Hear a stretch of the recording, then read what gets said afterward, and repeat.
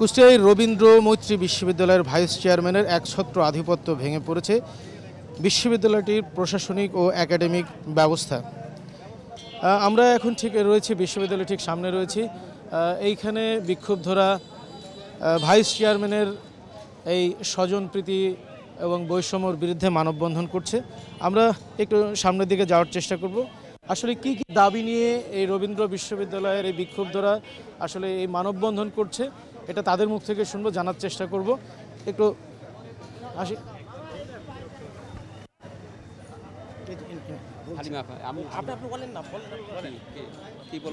মানববন্ধনে দাঁড়িয়েছেন কি কারণে?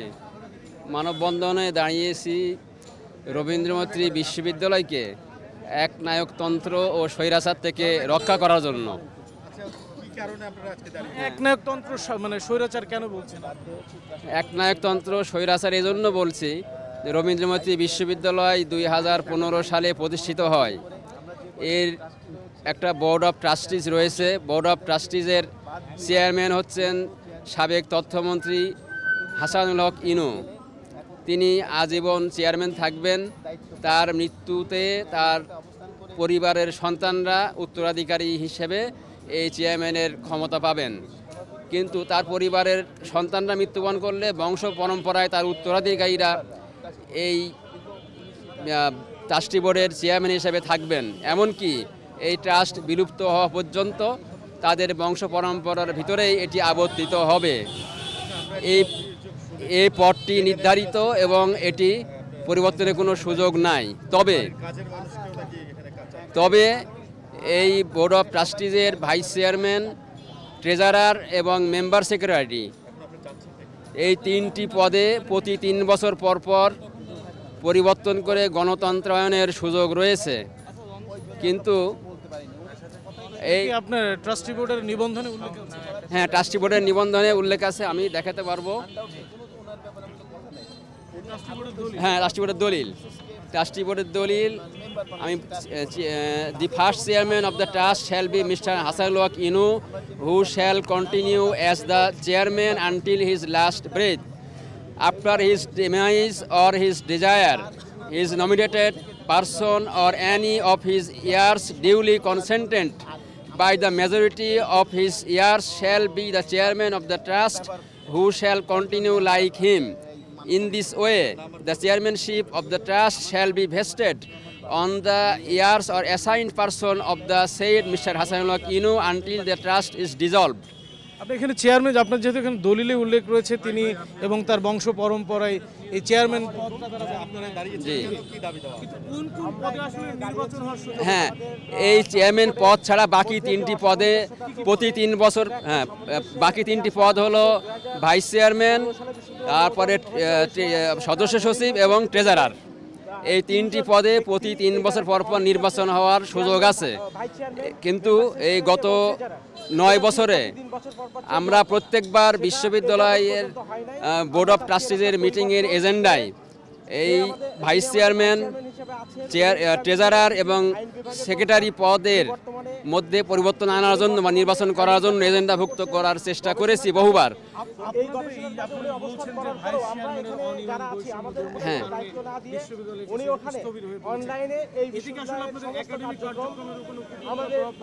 হ্যাঁ, অবশ্যই এর কারণে একাডেমিক কার্যক্রমের উপর, শুধু একাডেমিক কার্যক্রম নয়, একাডেমিক, প্রশাসনিক এবং আর্থিক 3টি কার্যক্রমের উপরে যথেষ্ট প্রভাব পড়েছে এবং বিশ্ববিদ্যালয় ক্ষতির সম্মুখীন হচ্ছে। উল্লেখ্য যে আরেকটি কথা না বললেই নয়, সেটি হলো আমাদের এই রবীন্দ্র মৈত্রী বিশ্ববিদ্যালয় যদি আমরা এই ট্রাস্টের ভিতরে গণতন্ত্রায়নের চর্চা করতে না পারি তাহলে ভবিষ্যতে এটি হুমকির মুখে পড়বে। কারণ আমাদের এই বোর্ড অফ ট্রাস্টিসের সদস্য সংখ্যা 14 জন, ইতিমধ্যে একজন পদত্যাগ করেছেন। আর এই বিশ্ববিদ্যালয়ের যে ভারপ্রাপ্ত রেজিস্ট্রার এবং ইতিহাস বিষয়ের সহকারী অধ্যাপক মোসাম্মদ ইসমতারা খাতুন, উনি এই ট্রাস্টি বোর্ডের একজন সদস্য। আপনারা বিশ্ববিদ্যালয় কর্তৃপক্ষ হ্যাঁ, আমরা বিশ্ববিদ্যালয়, আমরা রবীন্দ্র মৈত্রী বিশ্ববিদ্যালয় বোর্ড অফ ট্রাস্টিজে আমরা একাধিকবার আলোচনা করেছি যে ভারপ্রাপ্ত রেজিস্ট্রার তিনি থাকতে পারবেন না আইনত ট্রাস্ট দলিল অনুযায়ী। কারণ এই বিশ্ববিদ্যালয় মঞ্জুরি কমিশনের নিয়মে উল্লেখ আছে যে একই ব্যক্তি বিশ্ববিদ্যালয়ের ট্রাস্টি এবং বিশ্ববিদ্যালয়ে কোনো লাভজনক পদে অথবা বেতনভুক্ত পদে অধিষ্ঠিত থাকতে পারবেন না। যে আমার পরিচয় হচ্ছে, আমি রবীন্দ্রমতী বিশ্ববিদ্যালয়ের, আচ্ছা আমার নাম হচ্ছে প্রফেসর ডক্টর আবু সাইদ মোহাম্মদ আলী। আমি ইসলামী বিশ্ববিদ্যালয়ের আরবি ভাষা ও সাহিত্য বিভাগের প্রফেসর। আমি 1915 সালে রবীন্দ্রমতী বিশ্ববিদ্যালয় প্রতিষ্ঠার উদ্যোগে যোগ দেই এবং এখানে এখনো বোর্ড অফ হ্যাঁ আমি এখনও বোর্ড অফ ট্রাস্টিজের একজন সদস্য। আমরা এতক্ষণ একজন বোর্ড অফ ট্রাস্টির সাথে কথা বলছিলাম, তার মুখ থেকেই শুনলেন আসলে এখানে চেয়ারম্যান বাদে কয়েকটি পদে আসলে পরিবর্তনের সুযোগ ছিল, নির্বাচনের সুযোগ ছিল, কিন্তু বিগত 9 বছর এ ধরনের নির্বাচন বা কোনো ধরনের নির্বাচন এখানে অনুষ্ঠিত হয়নি, যার কারণে এখানে একসাথে প্রশাসনিক, একাডেমিক এবং অর্থনৈতিক যে বিভাগগুলোতে বেশ প্রভাব পড়েছে। তারা বলছিলেন, বিজ্ঞপ্তরা বলছিলেন, এখানে আরও কয়েকজন রয়েছেন, তাদের সাথে একটু কথা বলবো। আমার একটু বলার আছে, সেটা হলো আমি মোহাম্মদ শামসুর রহমান বাবু, রবীন্দ্র মৈত্রী বিশ্ববিদ্যালয়ের বোর্ড অফ ট্রাস্টিজের মেম্বার সেক্রেটারি, সদস্য সচিব এবং প্রতিষ্ঠাতাকালীন সদস্য আপনার বোর্ড অফ ট্রাস্টি।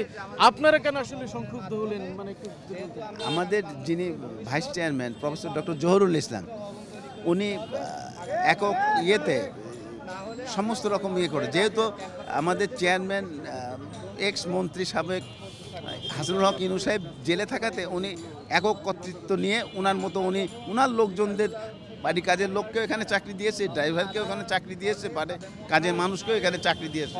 এই সমস্ত অনিয়ম এটে করে আমরা যারা বোর্ড অফ ট্রাস্টিজের মালিক, আমরা একই সঙ্গে ইয়ে করি,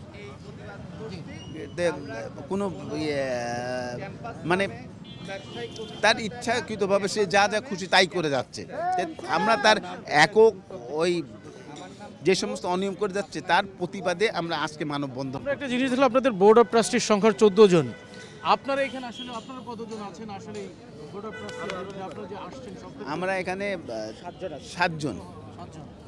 মানে এই যে 3টা কমিটি, এই 3 কমিটির 7 জন সদস্য, 5 জন রয়েছেন আপনারা। আপনার কাছে একটু, আপনি কি হিসেবে আছেন? আমি বোর্ড অফ ট্রাস্টিজের মেম্বার। একটা হচ্ছে প্রশাসনিক কমিটি এবং একটা অর্থ কমিটি। এই 3টা কমিটি উপদেষ্টা হিসাবে প্রত্যেকটা জায়গায় তদারকি করে কাজ করবে। এটা হচ্ছে কিন্তু এইটা আমাদের কমিটি শুধু কাগজে কলমে আছে, বাট এটা আমাদের কোনো বাস্তবে এটা রূপ দেওয়া যায় না। এই রূপ দিতে বাধাগ্রস্ত করে আমাদের vice chairman professor doctor Mohammad Zahurul Islam, এবং উনি আমাদের বিশ্ববিদ্যালয়ের ভিসির সঙ্গে যোগসাজশে এই কমিটির কোনো কার্যকারী 3টা কমিটির নির্বাচন, আপনি যে নির্বাচনের কথা বলছেন, যে পদগুলোতে নির্বাচনের, আচ্ছা, 9 বছর ধরে নির্বাচন হয়নি, এই অভিযোগগুলো কেন আসলে এখন করছেন, আগে কেন? আমরা একাধিকবার এই কমিটি পরিবর্তনের জন্য আমাদের চেয়ারম্যান মহোদয়কে বলেছি ওনার কাছে, কিন্তু উনি কোনো এজেন্ডাতে এই পর্যন্ত অন্তর্ভুক্ত করে নাই। জহুরুল সাহেবের সাথে সে যেভাবে চেয়ারম্যানকে বলেছে, চেয়ারম্যান সেভাবে করেছে। আমাদের কিন্তু আমরা অনেকবার তার কাছে বলেছি যে এই কমিটি পরিবর্তন করা হোক এবং এই কমিটি পরিবর্তন করে আবার নতুন করে যারা আসবে তারা চালাক। মানে কি নামমাত্র কমিটি করে রেখেছেন? নামমাত্র কমিটি আছে। জি, ধন্যবাদ আপনাকে। আমরা রবীন্দ্র মৈত্রী বিশ্ববিদ্যালয়ের শিক্ষার্থীদের সাথে একটু কথা বলার চেষ্টা করব। এ ধরনের আসলে পরিস্থিতিতে তাদের পাঠদান কার্যক্রম কেমন চলছে, একাডেমিক কার্যক্রম কেমন চলছে, তাদের সাথে একটু কথা বলব, তাদের মুখ থেকে আসলে জানার চেষ্টা করব এই ধরনের পরিস্থিতিতে তাদের আসলে বর্তমান অবস্থা কি।